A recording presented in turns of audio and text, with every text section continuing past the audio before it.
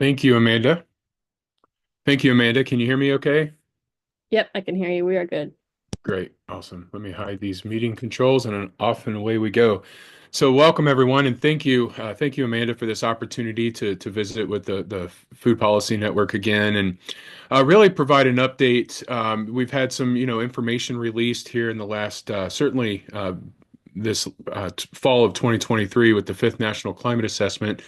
But always there's opportunities to sort of contextualize recent weather and weather events into the long-term changes that we're seeing. And so it's a really good opportunity to do that and pull together some resources. I'll admit that, food security is obvious. It is not my background, right? Even agriculture in a lot of ways in terms of agronomy and things that aren't necessarily what I went to school for. It was really climate science, but the beauty of weather and climate is that it touches our lives in so many ways. And I think this is one of those that is, definitely the case when we think about food right here in the United States, right here in Ohio, but also globally, and all of the chains that are connected across the globe that are impacted by the changes that we're seeing. So I have an opportunity to talk about that, provide a lot of information. There are a lot of slides. There's a lot of text. There's links in here. That's why I want to make sure you get the links to the IPCC report, the Fifth National Climate Assessment, and some other reports that, if you're interested, you can really dig in and kind of look at things that way. So, get this to work properly here. You know, uh, Obviously, when you talk about climate change, it is a communications issue, right? It's a communications challenge for all of us. And not always, but sometimes I like to use this slide that kind of looks at two images and maybe two oftentimes kind of polar views of climate change to elicit response. When we think about, communicating climate impacts and climate science, the approach can be really important. I think the approach is really important, right? And one of the ways that we tell the story is through soliciting emotions and soliciting those feelings that certain images or certain events can bring out. And so, here you've got basically, where's the change on the right-hand side, the sort of, uh, side that might portray that there's not a change, for instance, or this very dire situation, this immediate, perhaps dire situation. Again, we don't have the full context of this picture, right? So at least the communication here is a dire situation, and I'm not saying that it's not. And for a lot of us, we have felt very dire effects and impacts, and some of us more than others. But communications matter, and so for me, and one thing that's really important is I want to make sure that the message is hitting on topics that really matter to us. And certainly when you think about food, we all eat, right? We all eat. Our economy is largely driven on that, and energy and transportation. All of these things are connected. And so it's really important to remember that not all of us work with polar bears. Not all of us have even seen the polar bears at the Columbus Zoo, but we do all eat. And so, there is a way to kind of frame that message that's appropriate for the right time and different audiences. And weather is kind of an instrument that does that naturally, right? Because we experience so much weather, right? All the time. And here we are in 2025, and I'm doing a lot of talks looking back at the drought and other events of 2024 in Ohio. And we're, even as a meteorologist and a climatologist, I'm left in awe with some of the things that we've experienced, right? So this is a tornado damage at Molly Caron, where Farm Science Review is held out in Madison County. This is a tornado that came through here early morning, 4:30, 5 o'clock in the morning on February 28th, right? And produced significant damage there on the site. And this is the building that was on the far east side, completely obliterated with all the debris out into the field. And obviously, this took a lot of effort to recover and to restore. And little did we know, February 28th, when this first outbreak happened, not just here at Farm Science Review, but other places in Ohio, that Ohio would end up with 74 tornadoes last year for 2024. That broke our previous record of 62 tornadoes that occurred in 1992, and certainly is the most that we have officially on record since 1950. So the question always comes up about, are tornadoes increasing? And again, none of this stuff exists in a vacuum, right? Because there's not a tornado that goes by today that someone doesn't have a video of, right, or a picture of. And so there's an observational bias to that. But undoubtedly, right, these events, weather events, stick with us, right? They stick with us for a long time, especially when we're impacted or our loved ones are impacted, and that's really important, right? And it's a connection that these things are actually happening to us at the personal level. That would have been enough to talk about last year, but we quickly transitioned from a very active severe weather season in spring to one of the historical droughts, certainly in Ohio, certainly for southeastern Ohio, one of the most historical droughts on record for them. And so, we activated our drought response team with an extension and working with state partners and state agencies. As a state climatologist, I am coordinator for drought monitoring in the state, but it takes a huge team to do that.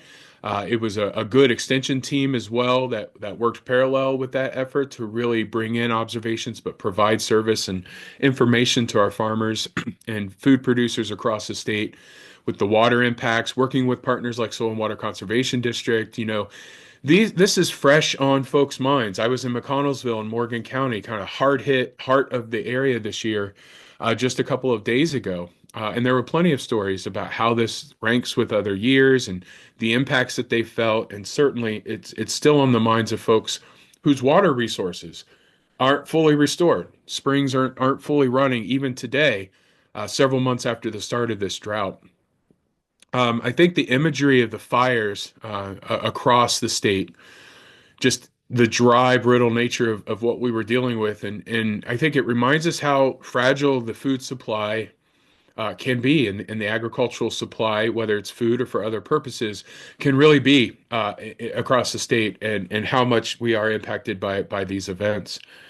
And if the drought wasn't enough after all those tornadoes, then we had this beast come ashore in the Big Bend of Florida in late September. Hurricane Helene, 140-mile-per-hour winds, ends up dropping 50 inches of rain in a few hours in western North Carolina. So, destruction all along its path, and sent 6 to 10 inches of rain into southern Ohio, south central Ohio. And some of those areas were in drought. We're in D2, D3, even D4 drought, getting some heavy rainfall. So, you can imagine, folks and producers that have a lot of severe weather, and they go from that to drought conditions, and then from drought conditions to hurricane type winds and rainfall, knocking over what was already brittle crops and brittle fields out there, leading to some unusual views across the way. This is Laura Lindsay here, a picture of the molds and soybeans sprouting in the field. And certainly it's kept our college and extension pretty busy throughout the fall, and even this winter meeting season. Looking back at all of these things, but ultimately, harvest does go on and happens, and food production goes on and it happens. And in general, right, farmers and our food producers being on the front lines, vegetables, other specialty crops, fruits, nuts, maple producers are all experiencing these conditions and different effects in different ways that are really important. And I think it's our connection from the agriculture and food production area. This is our connection to the changes that we're seeing.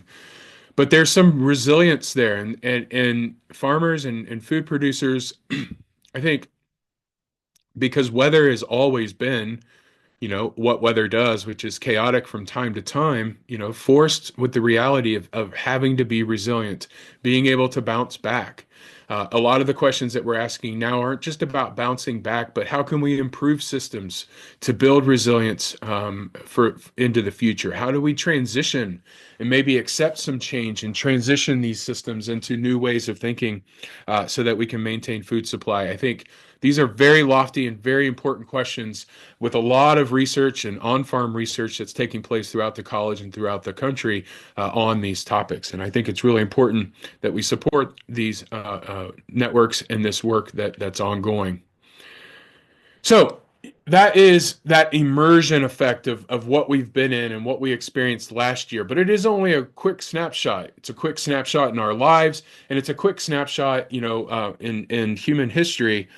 And when we think about weather and climate, it's really important to be able to distinguish the two. And this was a picture from Elizabeth Hawkins in June, looking at some really nice, healthy wheat.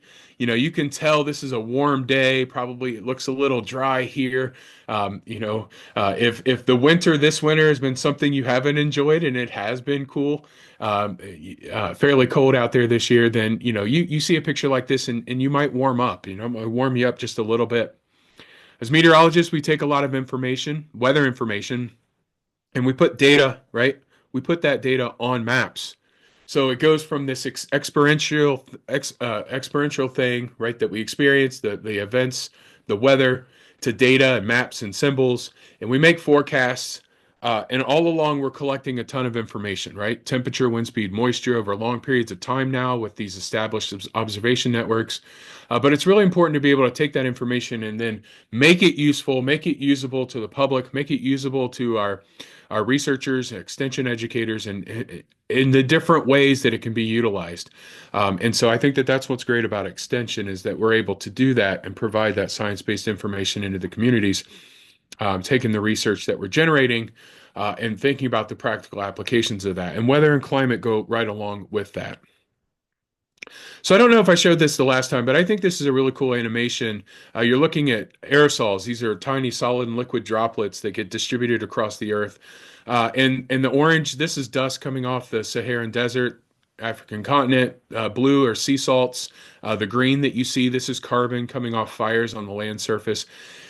This video does a couple things for me that I like to highlight. One, it's showing that all these small changes or even big changes that take place where you are, right? Your temperature might increase 30 or 40 degrees in a day and drop off 30 to 40 degrees. That is a small pattern within a complex pattern of patterns. And these patterns, seemingly chaotic, right? Seemingly chaotic nature to weather do have patterns, and they arrange themselves in these weather patterns that you see. And these weather patterns then distribute these aerosols across the surface of the earth. That's one. Two, I think it's really good to highlight and illustrate how connected Ohioans are to the rest of the world.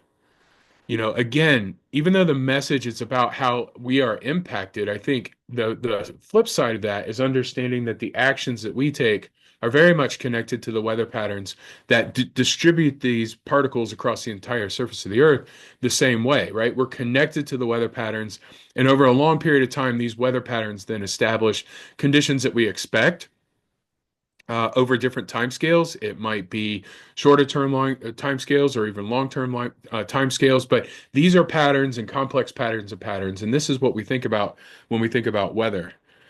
When we think about climate, and I know probably over half of you have seen me give this image before, but I always like to use the dog walker to remind us that the day-to-day variations in the weather are much like the dog. That dog could be moving in the opposite direction that you're moving at any given moment, but we still expect you both, the dog walker and the dog, to be in roughly the same location in a couple minutes.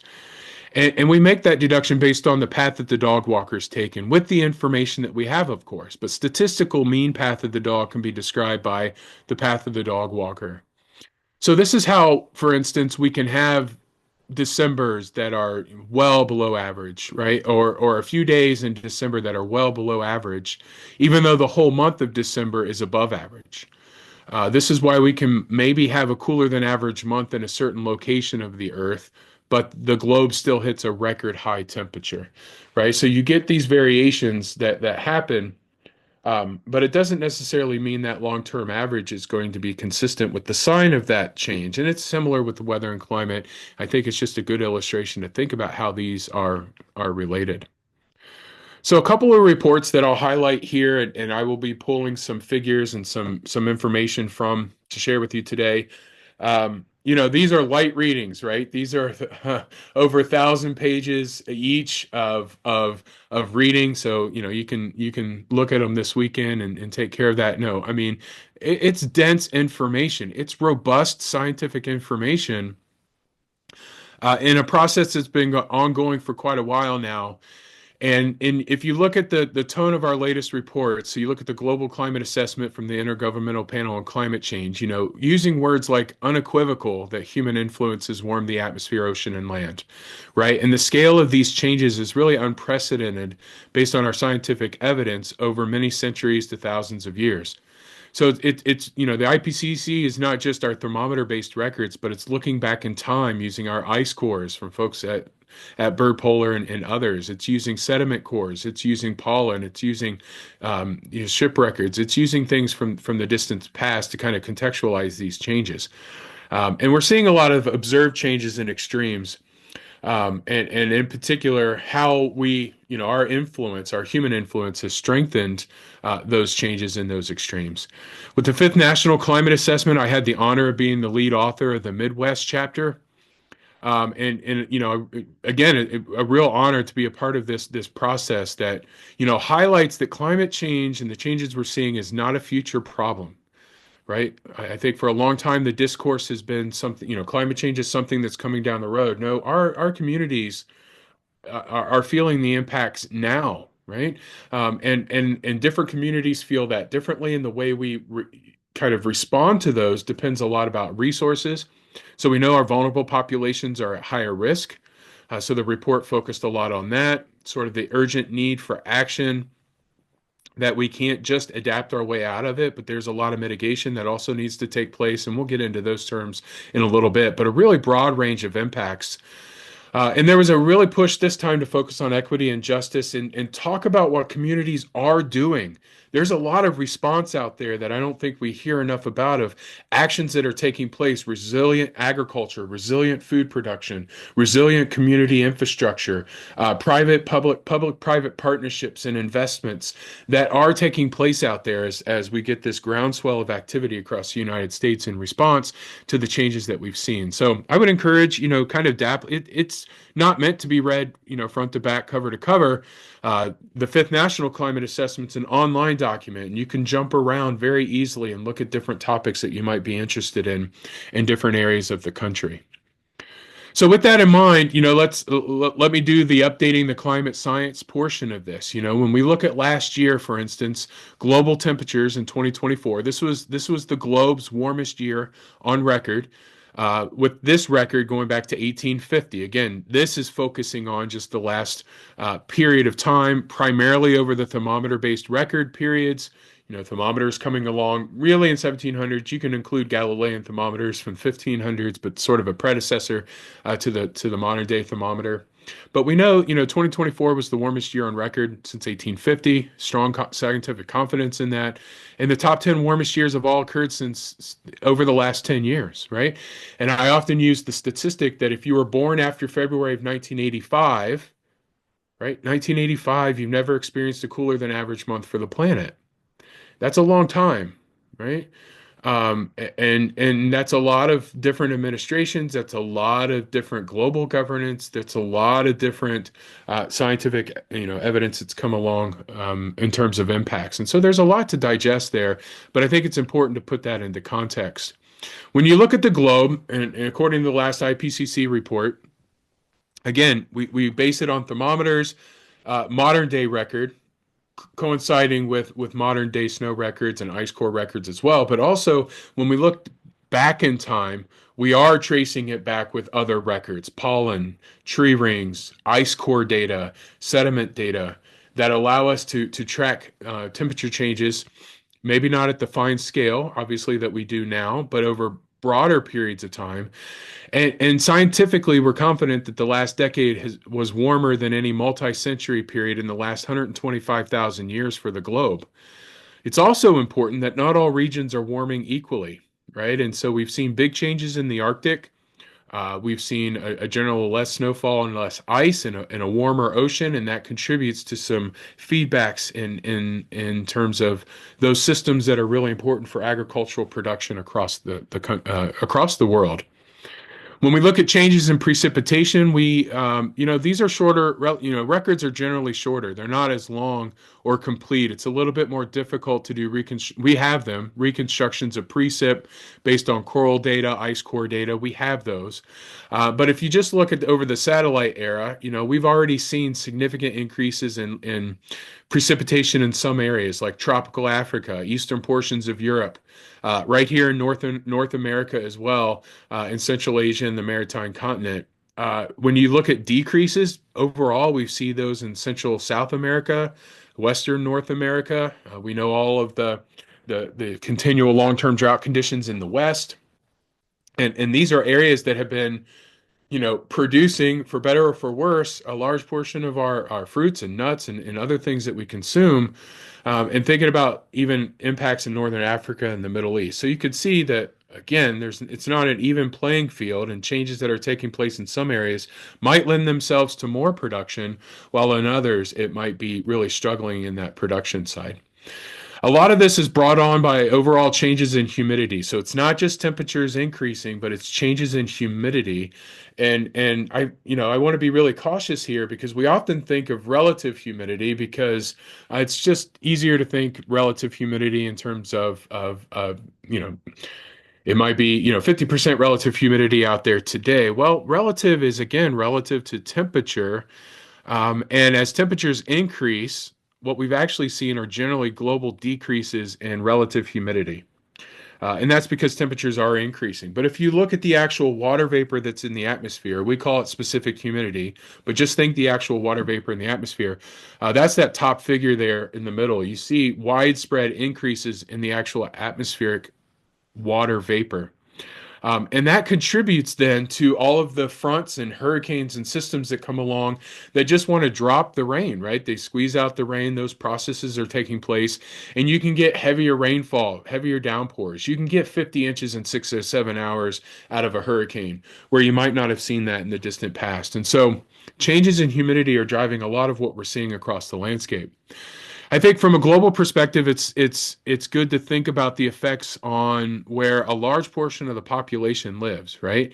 So we think about these monsoons and monsoonal impacts. These are onset, almost calendar-based onsets and stoppages in that rainfall cycle, dry season, wet season. And these rainfall impacts and changes to the global monsoons, that affects two-thirds of the global population, where people live. And you can see the map here looking at different northern hemisphere and southern hemisphere monsoons, whether that's winter or summer. And the trends really vary by region, right? And because there's some interaction with natural variability and regional variability, again, that complex pattern of patterns. But we generally see declines in South Asia and North American monsoons, increases in Australia, African, and South American monsoons as well. We've seen some of the conditions that have taken place in Australia recently. And so there's a considerable amount of variability and causes to this that we don't need to get into. But it is important to note that these monsoonal impacts and impacts from a changing climate can have on a large portion of the global population, where food is produced as well.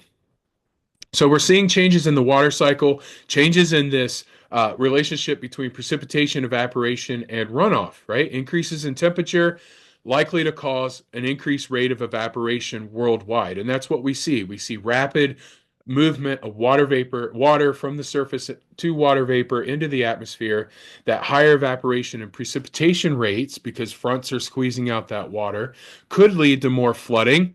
It could also mean to more evaporation and dry conditions or rapid onset to drought.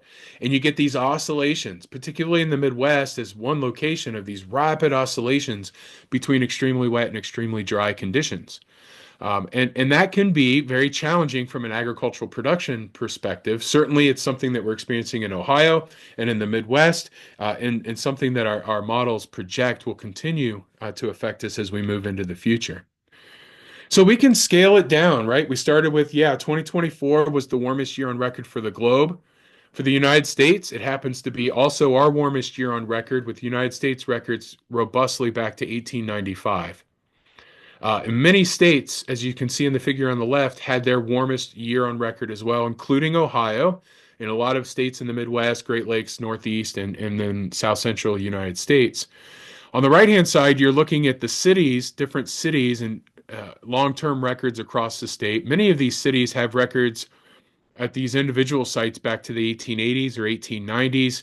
Many cities were in the top three, if not warmest year on record across Ohio last year. So across the board, globe, United States, and Ohio, we had our warmest year on record. And not many states in the country, I think they were all really in the top 10, at least in the contiguous US that you see there on the left-hand side. As far as precipitation goes, though, I mentioned historical drought in Ohio, yet it was only the 51st driest year on record. And that makes me pause because it means that despite the really dry conditions, overall, when we look at the climate averages, you wouldn't see that from the dog walker perspective, right? It was sort of middle of the road. And the figure on the right looks at different cities or records in the state that are really interesting. You go to the southeast, and definitely, right, you get cities that are in the top 10 or even the driest year on record for those sites. Yet you can just, a very short crow's flight to the west, and you go to urban Eaton and Preble County, and it was their third wettest year on record.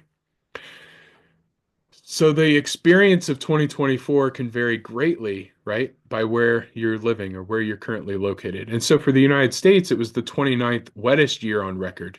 So it was a wet year, particularly across Wisconsin, Minnesota, Louisiana.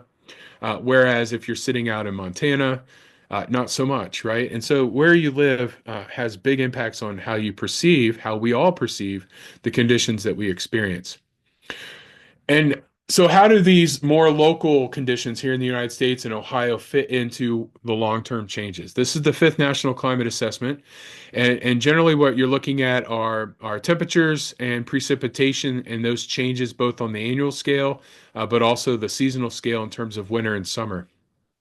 So in the United States, we have seen an overall increase in temperature, primarily driven, except in the West, or I should say in the West, it's driven by winter and summer. In the East, you'll see it's mostly driven by winter, with even negative trends in temperature change today, or cooler temperatures on average in the summer today in the East, in parts of the East, versus wintertime temperatures, which is a really interesting seasonal difference and has big impacts on agriculture. And there's a good paper on from Partridge et al. If you want to check it out, talking about this summer-fall warming hole across a lot of the agricultural belt of the United States. And so you can think about what that actually can do, both in the positive and negative sense, right? In terms of decreasing stress during the summer, where you're not seeing as many 100-degree days, but it's sort of countered with warmer overnight lows, energy cycle, production, nutrition, thinking about stress on livestock and other things, right? So it's never all good news or bad news per se, but there's certainly a lot of challenges that come along with these seasonal differences. But part of that changing landscape in this area, part of the landscape is contributing to this as well, right? So agriculture, some crops are really good at moving that moisture from the surface, from the soil into the atmosphere, and that can help change and modulate the atmospheric conditions as well. When you look at precip, generally it's wetter in the east, drier in the west. But even these trends, this is looking at differences today compared to 120 years. We can look at more recent trends, say since 1970, and they might look slightly different. And we certainly see seasonal changes there that I'll highlight. So our extremes are changing, right? We don't see as many hot days here across the Midwest, Eastern United States, but we don't see as many cold days either, and we see more warm nights, right? And so we've got to analyze and look at these changes and how that impacts agriculture pretty closely. Heat waves are increasing, and certainly they interfere with the functioning of plants and animals. Heat waves really defined here in Ohio, 3 days above 90 degrees. So we are seeing more 90-degree weather combined with higher humidity levels, and that can lead to actually worse feeling conditions, right? Versus a dry heat per se, all the famous dry heat discussion. But we're seeing that, right? And so there is some adaptation kind of may reduce some of these impacts, but it puts us in the mind of thinking about production inputs and reducing inefficiencies, those sorts of things that we want to make sure that we can highlight from a production standpoint. Our freeze-free seasons are changing, right? And I would say, we look at this and we say, what are the opportunities for a longer growing season? Generally, this is a great tool, by the way, from the Midwestern Regional Climate Center that you can go in, look at the county, and look at the change in the last spring freeze and the first fall freeze uh, for the counties in Ohio and across much of the Midwest and the upper plains here. And you can look at these changes. In Ohio, generally, we're seeing about 10-day earlier last spring freeze and about a 20-day later first fall freeze. So that's a month since 1950 that we've extended the quote unquote growing season. Again, that's strictly just looking at temperature, but the temperatures are warmer on those sides. But it's a little bit more subtle than that as well. When we deal with things like early February warmth, getting highs in the mid 60s, like we did the first week of February, but we've had Februarys where we see 70-degree stretches of weather, things break dormancy, and then we have our frost and freeze that still occur in March and April that can be destructive. So it's not, there's a lot of subtlety there, but overall, we do see the increases in these freeze seasons. Taking a little closer look at that seasonal difference in Ohio, it's just real quick here. This is a lot of data, obviously, but that dog walking back and forth every year in terms of that annual winter temperature or summer temperature. So winter in the upper left, summer in the bottom right. And here in Ohio, our winter warming trend is about twice that of our summer trend over the last decade or so, or century or so. So that very much pans out here in terms of Ohio's seasonal changes. Again, just to put some data to the statements that I made about increasing humidity trends, we have data that supports this. You're looking at summer dew point temperatures, which is a measure of the amount of moisture in the atmosphere. At regional scales, this is generally increased over a large portion of the eastern Midwest, agricultural belt and into the eastern United States.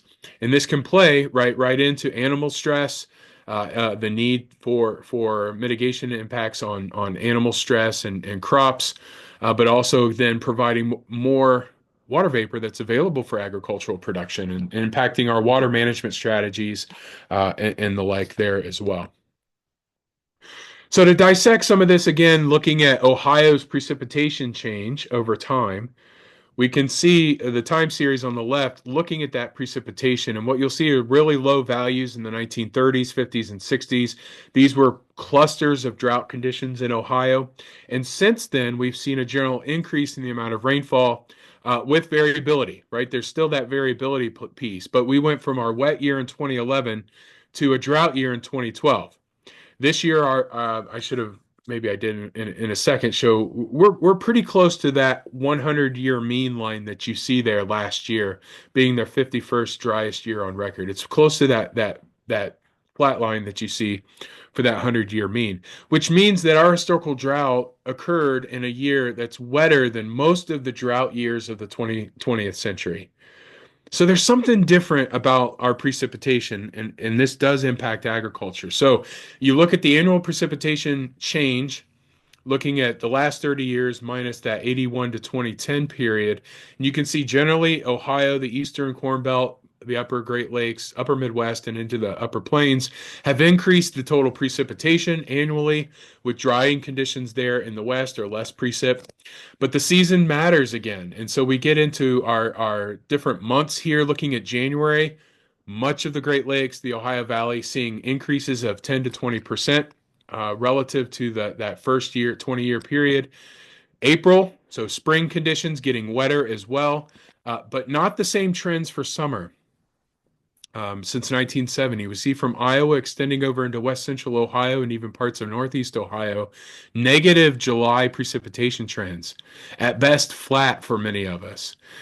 And so here you're in a situation that you're getting a lot of rainfall and a lot of moisture earlier in the season that can hinder activities, and then not enough rain during the growing season when the crops really need it. right? And so that immediately puts to mind, what do we do with from a water management perspective? And if you are familiar with Vinayak Shedekar's work, looking a lot at this drought drainage, drainage and controlled and effective drainage strategies across the state. And then in the fall, we go back to wet conditions. And so that's what we're seeing in our more recent trends, wetter, say, cooler season, drier, hotter season. The other thing is about the amount of rainfall, again, that falls over a short period of time. And so there are a lot of ways that we scientifically look at this. I don't think it's very easy to tell, most people that our total precipitation on the heaviest 1% of days has increased 45%. That's science, yeah, it's accurate, but what does that actually mean? It just means that our heaviest rainfall events and the total contribution of those events to the annual total are increasing. And I'll show you a slide for Columbus here in a second. The bad thing from a planning perspective is that these trends over the last, or I should say, the data over the last 25 years is not included in things like our 1 in 100 year rainfall event metrics. They're currently being updated by NOAA in a product that's called NOAA Atlas 15. But the First Street Foundation works a lot with housing and insurance to provide information, I should say, that helps with some of those decisions. Included the last 25 years of data, and they did an analysis of how that 1 in 100 year rainfall event has changed relative to NOAA Atlas 14's period. And everywhere you see blue, these are more frequent, quote unquote, 1 in 100 year flood events. And if I zoom in on Ohio and you go down to west central and southwest Ohio, what we call a 1 in 100 year flood events actually occurring a lot more frequently than that. Statistically, about one every 20 or one every 30 years. Right? So the nature of our precipitation has changed. And again, if we look at the total number, say, of 1 inch rainfall events in Columbus since 1950, as a total of every 5 years, you see that natural variability, up and down fluctuation, with this overall upward trend now to where we see over 50 events every 5 years of at least 1 inch of rainfall. So we ask important questions, not only in our agricultural side of things, in agricultural production and food impacts, but also, municipalities and cities that are having to keep up with these changes as well. So that's sort of like the update of the global conditions last year, the local conditions in last year put into context. And of course, we have this enterprise in climate science of trying to provide information into the future about what conditions might be like, and ultimately, really narrowing down the uncertainty of conditions into the future and based on what we will do, right? And so if you're not familiar with the shared socioeconomic pathways of the last IPCC and you're interested in that, I think it's something to be mindful about. There are different ways that our geopolitics and economics are going to pan out into the future. We can't be 100% certain, right, of how that's going to pan out. But ultimately, our activities are going to impact our climate and the changes that we see in the climate, and then ultimately how that impacts our food production. So there are different future scenarios that we accept or we think about what are the risks associated with that. And some scenarios overlap quite a bit, right? Certainly out to the mid 21st century, where we accept that regardless of the scenario or the model projection that we're using, future change is expected. So how can we prepare for these changing conditions? And what are those, right? So for instance, if you're looking at seasonal mean temperature changes across the globe, depending on these scenarios, there's very little change in the overall kind of bottom line here, which is warming is expected to continue. The Arctic is expected to warm faster than any other area. And most of that warming will exceed, 1.88 degrees Fahrenheit relative to kind of that 95 to 2014 time period. So warmer conditions, that's what we expect. Precipitation's a little bit more uncertain. What we project into the future are increases over higher latitude, some oceanic areas, and also the wet regions over the tropics, but also drying areas over the subtropics. So expansion of drought conditions north and south from our subtropical belts. And some of the near-term changes in this precipitation are actually smaller than what is our interannual variability. So, this is all about being upfront about what is the uncertainty of what we don't know versus what do we have better confidence in. And so these are the general patterns that we see. And we can think about how that might impact, again, global food production, which I will kind of transition to here in a minute. A little bit closer to home, what does that mean relative to us? Well, if we accept sort of the middle of the road future by 2053, we have Ohio that's about 3 to 5 degrees warmer than what most of us have lived through on average, with another 5, 10, even 15% annual precipitation. It means we go from, 15 to 20 days of 90-degree weather to closer to 40 to 60 days of 90-degree weather, likely extending our seasons into the fall. How does that impact our crops that we grow here? What does agricultural production look like? We decrease the number of nights where we fall below freezing. We take off about a month of that here in Ohio. So, what does that do to the pests that are able to overwinter? What does that do to the diseases year to year? How does that affect chilling hours? How does that, for our produce and fruits and vegetables and things? How does that impact our maple syrup industry and food production niches and things like that that we also have in the state? These are big, really important questions and harder to answer. I have the easy job. I always say I have the easy job of talking about those changes. The hard job is the decisions we have to make in light of those changes. And then as we think about future precipitation, a lot of what we see in our projections are wetter winters, wetter springs, drier summers. So this mindset of water management, I think is so key to moving forward with food production in the United States.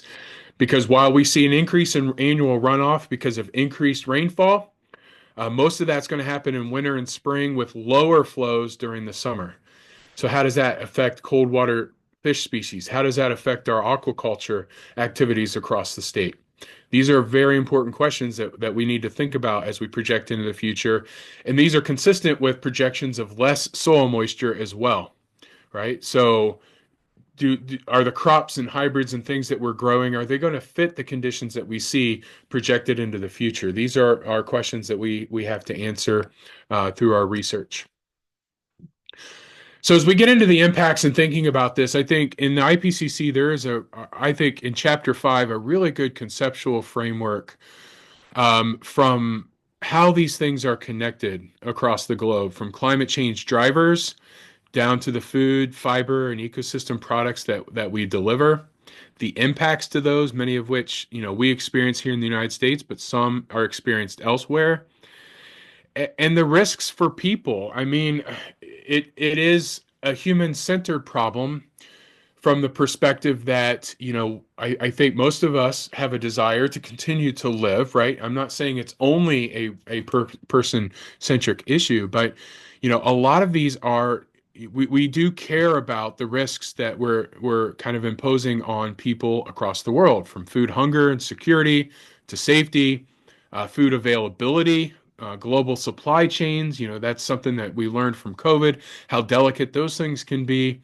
And a lot of those climate change impacts that, I talked about, all of these broad drivers, I should say, and getting into those additional impacts of pests and pollinators and impacts on our pollinators throughout the world, nutritional quality, grassland quality, ecosystem degradation. These things are really important, right? And if you think about climate change already affecting all dimensions of food security, availability of food, access to that food, stability of the supply chains, how we're disrupting those, quality, storage, transport. It takes more energy to do some of this stuff and to keep it viable. So there's high certainty, right, in this report that limiting any additional warming would lower future risks. So I'm often asked the question of, have we reached a tipping point, or are we at a tipping point? Well, I don't like that framework because it means that if we are, then there's nothing we can do about it. What we're trying to do is limit even worse outcomes into the future. And how do we do that now to kind of decrease that or limit that risk? So to take that framework, I think, and kind of personalize it for Ohio, I see I see some of these kind of bottom line issues. We see a demand for water and energy. That's increasing, right? There are reasons companies are coming into Ohio and utilizing that. There are reasons why we're having conversations about the transition of ag land to other uses. Um, it's because we have water and energy resources here in Ohio that can be utilized. And at the same time, though, we do have increased risk of damage to energy and water infrastructure. And I see these at odds. I see these often at bringing odds in between both our urban and rural areas. And I think conversations along that gradient are so important and vital to how we stay, strong into the future. And agriculture is very much a part of that, and food production that we're doing right here in Ohio.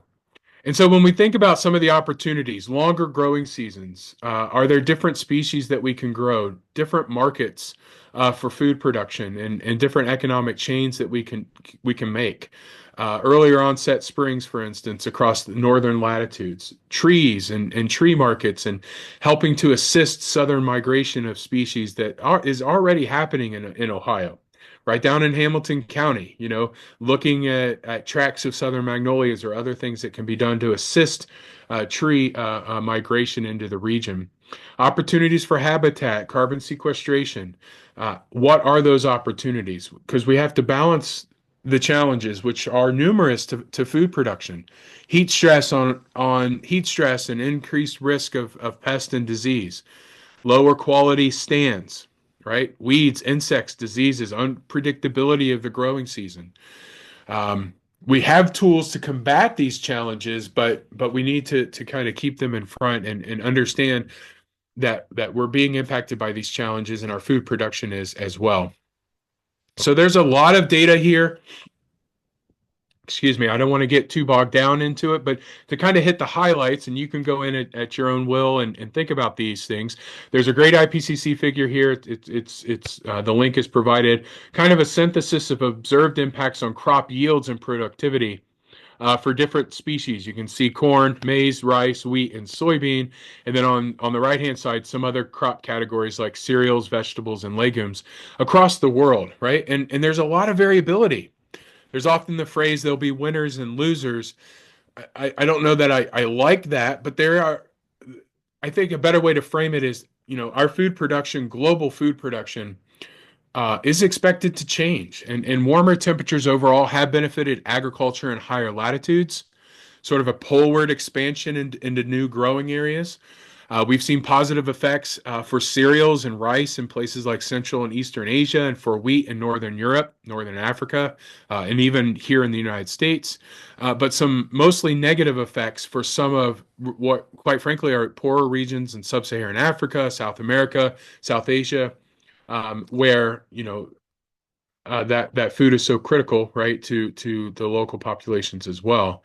Drought is a major risk. Drought risks, really are made worse or moderated by regional differences in vulnerability. So how well can we bounce back? Thinking this figure is thinking about rain-fed agriculture. What is our risk exposure? And we've got high levels of risk across Southern Africa, Western Asia, Central Asia, because there's really low coping capacity with those, right? We've just seen crops that have done okay here in the United States under drought conditions, 3-year drought in Iowa, still pulling 250, 300 bushel acre corn or other crops, not just food crops, but other crops as well. So areas that have lower risk despite high exposure or high adaptive capacity can respond to this risk in a way that limits the vulnerability to drought. When we look at projections on yields of different things, again, a lot of variability here. Generally negative trends, even with CO2 effects. There's some CO2 enrichment effects that increase yields for some, but not others. So the effect is it doesn't really vary a lot with respect to the crop, time frame, and scenario. It's more the length of time, a little bit more with the length of time that sort of increases the range of uncertainty. But relatively speaking, the projections, there's kind of a mixed bag in some of these things. If anything, it's a more negative impact on things like maize and soybeans. versus, and again, depending on scenario, versus increases in things like wheat as well. Other crops, largely due to these changes in precip and temperature, but also increased pressure from pests and diseases.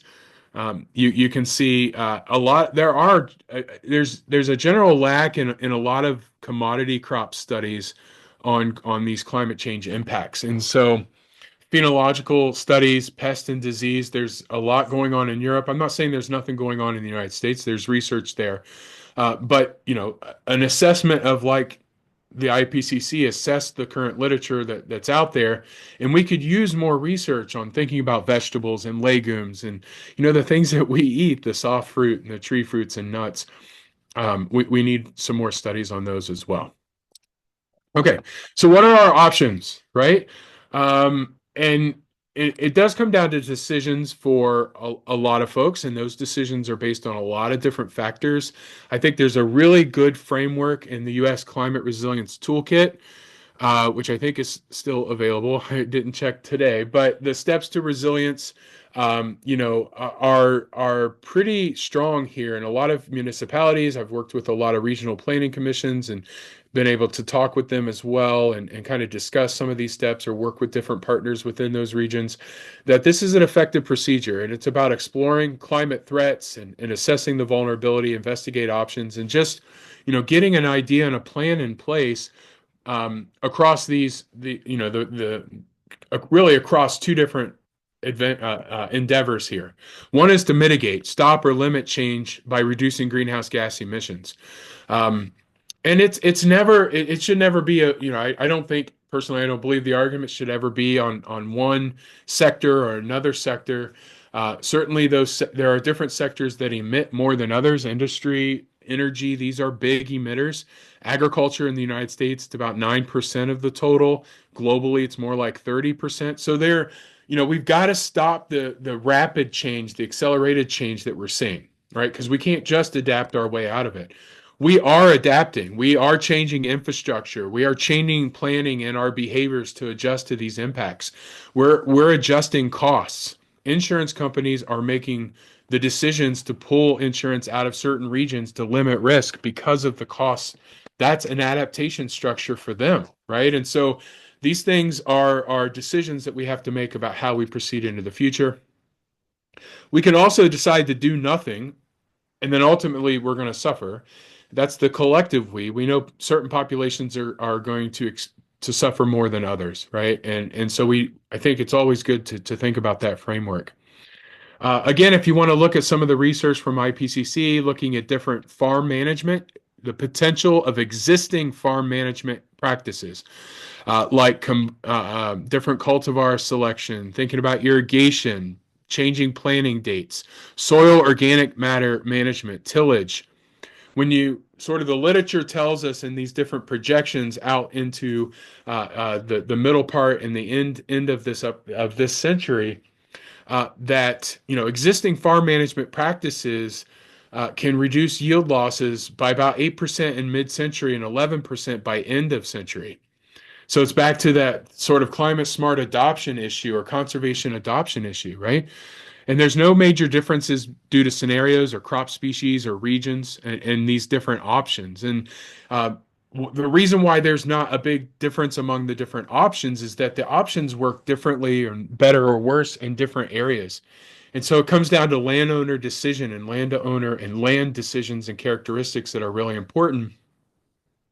And when we think about the cost required for adaptation being, at $63 billion, right? Um, at 1.5 degrees C, which last year we eclipsed that threshold, right? Or 80 billion in the middle part just to keep it to 2 degrees C. These are big numbers. And ultimately, the lack of adaptation means that we have suffering, right? We lose agricultural production, and so that can be an issue. So why should we take action, right? Why should we care from a food perspective and a food security perspective? There's been a long-term study and great work out of Yale the George Mason University Center for Climate Change Communication and the Yale Climate Program, looking at the six Americas, if that's something that you want to look up, looking at the attitudes and beliefs of uh, um, United States citizens. And for us, it really comes down to six facts about the changes that we're seeing. And six facts in 12 words, right? It's real, it's us, experts agree, it's bad, but a lot of attention that I know personally and others at the Bird Center have been trying to really give is others care, right? So you're not alone. The studies show us that a lot of people are worried about these changes and they support climate action. Um, Now, depending, obviously, when it comes to policy, there's always discourse and conversations that need to take place on policy, but there are others that care and that there's hope, right? The evidence and research is showing us action limits costs. Actions can limit even worse outcomes. So, care, cost, and co-benefits are reasons why I think we should take action. And here locally, we could think about this globally, but I wanted to kind of scale down here locally as well. I think agricultural production, food production, and security comes down to how well we adapt to the changing water cycle. We've had a lot of conservation strategies, Soil and Water Conservation District, NRCS, and others have been supporting for a long time that slow the progress of water from fields to streams, right? And so thinking about water management side, how can we improve water harvesting and storage? Improving irrigation efficiency, introducing irrigation to areas. All of these come with costs, right? So I don't want to take the economic side of this out, right? This is why we need experts in all sectors kind of corralling around this topic. But water management is going to be key to food production here in the United States and food production here in Ohio. How can we reduce evaporation of soil water through mulching, organic materials, uh, you know, rapid canopy development and closure? All of these things can help limit this increased rate of evaporation and help combat higher humidity. And also extreme weather, which I'll leave for an additional slide. We're having to manage weeds a lot, and for some that means more chemical control. For others, maybe more on the organic side, more of the physical control or other types. But our projections, it's likely we're going to spend more time and resources devoted to weed control. These warm, moist conditions, changes in winter leading to these prime conditions for weeds. Along with this, we're going to be managing for pests, managing for insects even more as we head into the future, while we're also battling the resistance side of things as well. Adapting plants and seeds, high quality seeds, diverse range of conditions can help shore up some security issues as well and foods from a food supply. Drought tolerance, but also withstanding periods of extreme wetness, right? Perfect crop can sit in 5 inches of water for a week or two and then completely dry out 3 weeks later. I'm being a little tongue in cheek there, but the idea is these are the conditions that we're experiencing. So, how does this change our agricultural production across the landscape? We often have this conversation about natives, and it's really hard not to ignore that, natives are native to an area as long as those conditions remain largely the same, right? Then there's some natural adaptation that's taking place among the species, and within species, and so this concept of native plus or again assisting some migration or assisting in growing new crops or introducing plants to a new area can be part of our conversation. Soil health. When we think from a co-benefits, for agriculture, soil health, water quality, these are co-benefits. And so if we're paying attention to creating healthy soils, we're then limiting erosion, compaction, and loss of organic matter that come along with these extreme rainfall events, rapid oscillations, and changing temperatures. So we're looking for win-win practices. The cover crops, the reduce or no-till, crop diversification, right? Sustainable ag is climate ready, right? It's getting climate ready. It's becoming more able to withstand and build resilience to the climate changes. And I think most folks agree they want healthier soil. So if that's what we rally around, that's what we can rally around for from a communications perspective, because we know that conservation, carbon sequestration, all of Rattan Law's work can really show us the potential impact globally on mitigation efforts. And then more work that I've been getting into lately working with Nationwide and thinking about severe weather adaptation. Right, we severe weather. It's hard to attribute because these are local change, local effects, small scale, but they do impact our local food production. And so, what can we think about from an infrastructure improvements perspective to move water more efficiently? Building design, can we borrow from hurricane research to build stronger barns and pole barns and grain bins and equipment? Some of that's already taking place. How do we protect that infrastructure? The insurance side, the business side, the economic side, being economically sustainable is being climate ready as well and improving that emergency preparedness and pre-event resilience planning. These are, I think, keys, five keys here to food production and security locally. Livestock and change, right? Always getting the bad rap from a livestock perspective, but it's part of our food and food security across the globe. In a lot of things that, in the United States, for instance, and other areas, grassland-based livestock systems have been highly resilient to past climate risk, and this is often seen as a really good starting point. Effective and good solid feed, reducing emissions, right? Adjusting herd and watering management also can help. Patterns of forage management, managing that diet quality. All of these things could be more effective, or have been and demonstrated, and folks are doing these things to decrease the amount of emissions, from livestock and that sort of thing that can really help us here. And a few other considerations as I start to wind down, and we'll open it for questions. From a forestry system, impacted by increasing fire, drought, and insect disturbances. Not necessarily, not always from food. Certainly, we can think about maple syrup and some other food production in these forestry settings. But adaptation, depends on interactions between researchers and managers and those local actors. Food supply, from a fish and seafood and that perspective that I didn't dive a lot into. Water temperatures, toxicity, acidity of our waters. How do we reduce stress on marine ecosystems?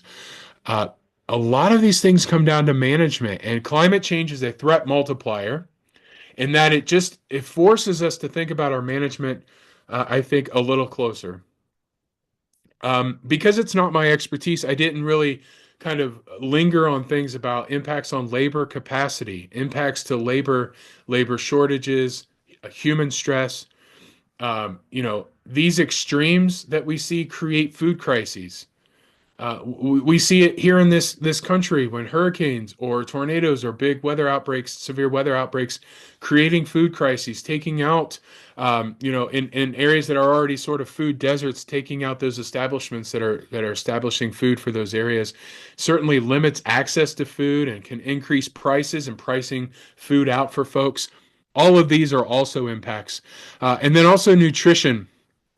And this is a paper here. You have the link in the bottom left that I think lays it out in a nice kind of linear dynamic or linear way of from our direct effects again to some of the indirect effects on water quality, altered food production, the social dynamics that come along with that, the effects on the diets and disease and overall nutrition as well. So a lot of things to consider from food security, I think, when it comes to our weather and climate. I want to leave you with sort of these takeaways and hopefully others as well. But we know weather and climate are related, uh, but they describe different scales of events, and it's personal. And your individual experience may vary greatly with the person that you are working next to every single day. We know the climate is changing, generally warmer, with large disruptions in our typical weather patterns and disruptions really in that water distribution across the globe. And our science and our climate science shows us that without significant reductions in the greenhouse gases, all of the projections point to a much warmer and more disruptive climate. So we think about those connections between climate change and ag and global food security. They are complex, they're wide ranging. It does vary depending on crop type and system and how countries respond, right? And all of that's going to exacerbate, all of these pressures on the food system are exacerbating inequities across the globe. Those that are most vulnerable to climate impacts have fewest resources to adapt. That's generally true. But adaptation is also insufficient in and of itself to overcome the expected changes. But it's necessary, right? We in general, I think the United States population find it difficult to spend money now to spend less money in the future. But our research shows that food production adaptation in the future becomes even more costly than it is today. So that's something to consider on the long term. So I'll stop there. This is a picture of our Eastern Research Agricultural site out in Caldwell from Noble County's Christine Gelly. As the pastures started to really brown up and crisp out there, a lot of folks without throughout Extension and others providing some of those pictures that I provided to you there earlier on. That's all my contact information. If you want to reach out to me individually and have conversations or research ideas or collaboration ideas, extension ideas, I'm always open to that as well. So I'll stop there and I'll turn it back over to you, Amanda. Aaron, thank you for spending an hour of your time already with us today. I know you're super busy. Um, And so we appreciate you signing on to spend your afternoon with us. I will say I've gotten a number of emails while you were talking asking about the recording, and there's also one in the Q&A box. So this was recorded. I will actually have the recording link, not Aaron. So if you are signed up for our listserv, you will see the recording go out through that sometime mid next week. If you're not, I will also pop my email into the chat box in just a second in case you're not from the state of Ohio and maybe don't want to join that listserv. But either way, you'll be able to access it. Aaron has also said he would share a PDF of the slides that have a lot of the resources and links that he used. So, yes, mid next week, all of that will be available.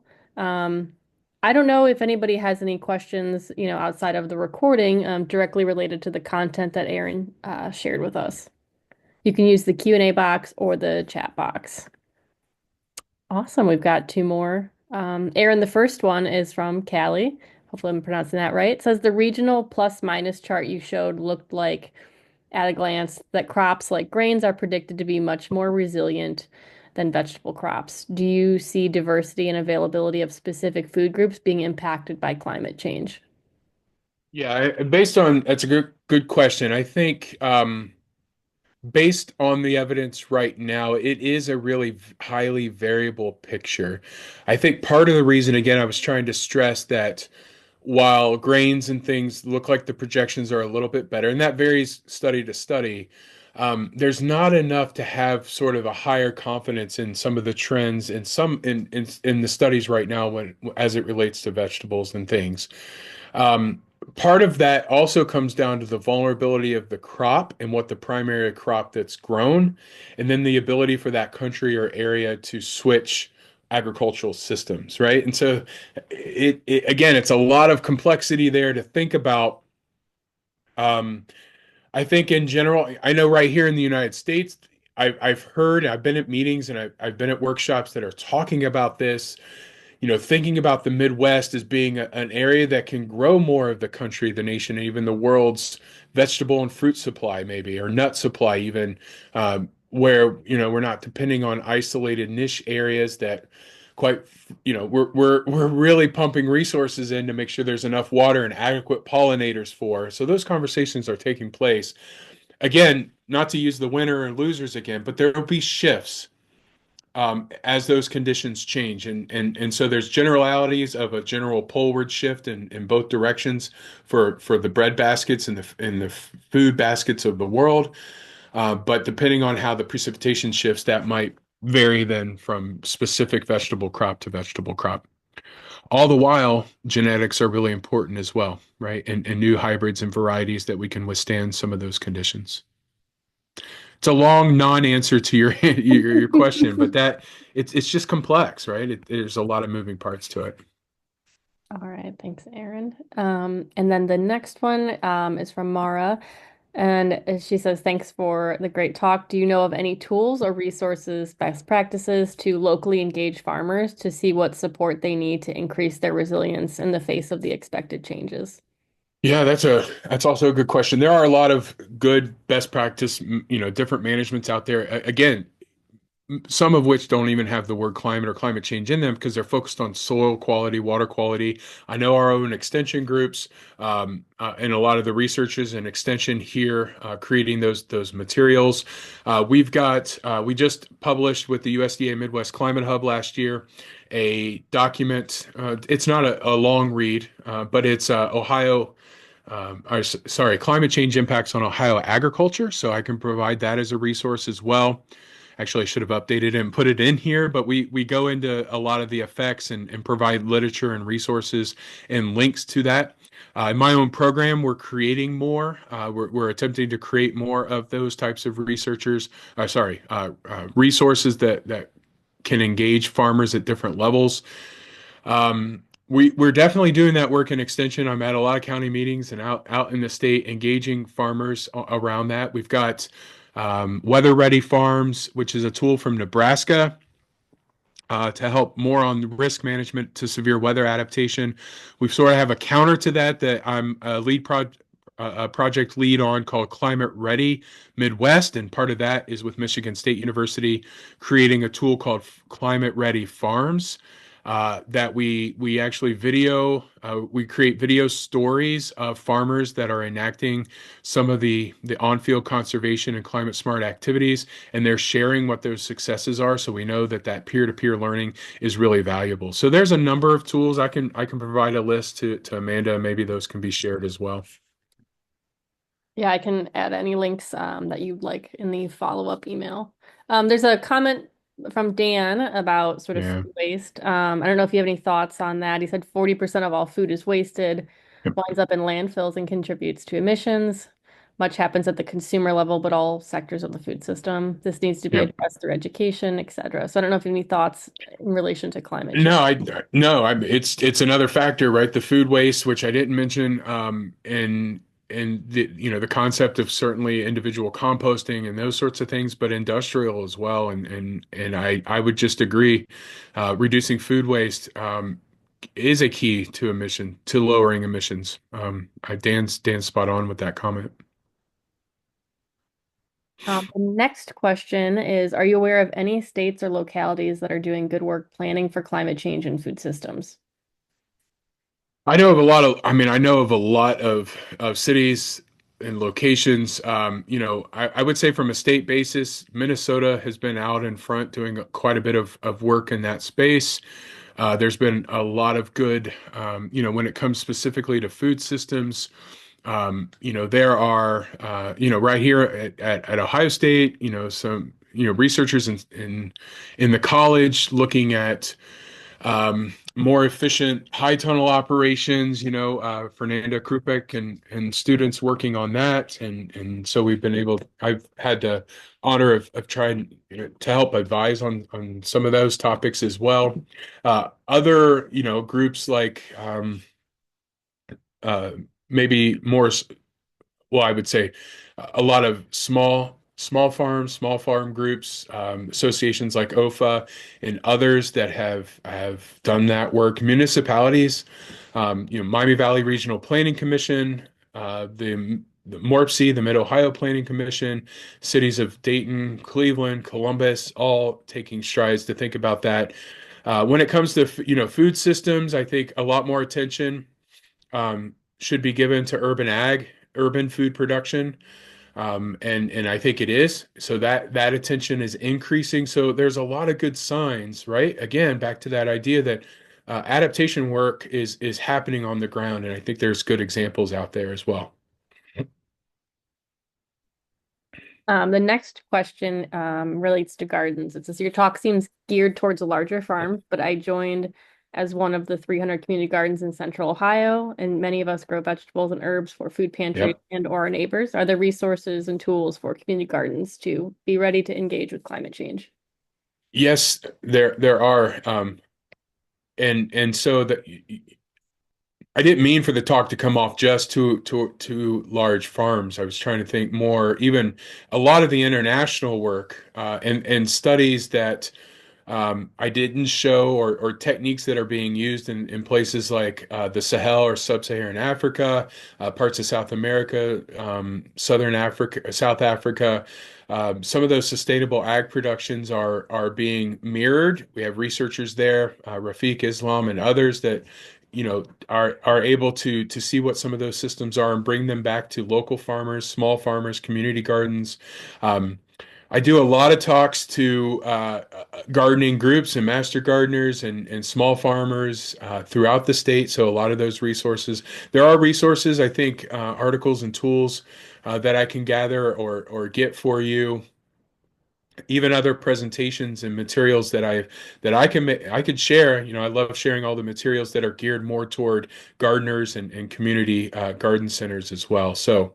Um, yeah, and even yeah, I think I'll leave it at that. I mean, there are resources there that I can certainly provide.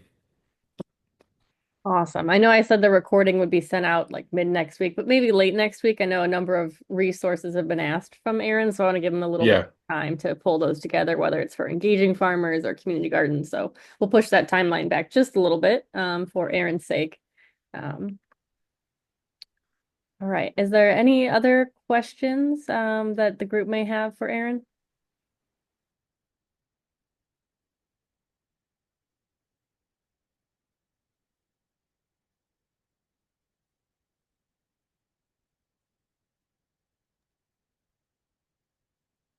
I don't see anything coming in yet, so we can go ahead and start to wrap up. But if something does pop up, we'll go ahead and address it. But just want to say thank you to you, Aaron, again for carving some time out for us. Aaron is very busy and a high demand and spent a lot of time last year doing media appearances. So we are very grateful that he has carved some time out for us. We always enjoy your presentation, Aaron. I feel like it's one of the most popular topics, right? So I will, of course, right, send out that recording along with any resources Aaron puts together for us. And then if you are part of an organization that wants to present for us on one of these virtual convenings, please reach out and let us know. We'd love to have you. And we hope to be hosting another one possibly in March. So stay tuned for that. And if you're not a part of the Ohio Food Policy Network listserv, I will put my email in the chat box for you to be able to contact me directly for the recording. I'll do that right now. And then, all right. So I think we are good to go, Aaron. All right. Thank you again. And I hope everyone has a good day. Thank you, Amanda.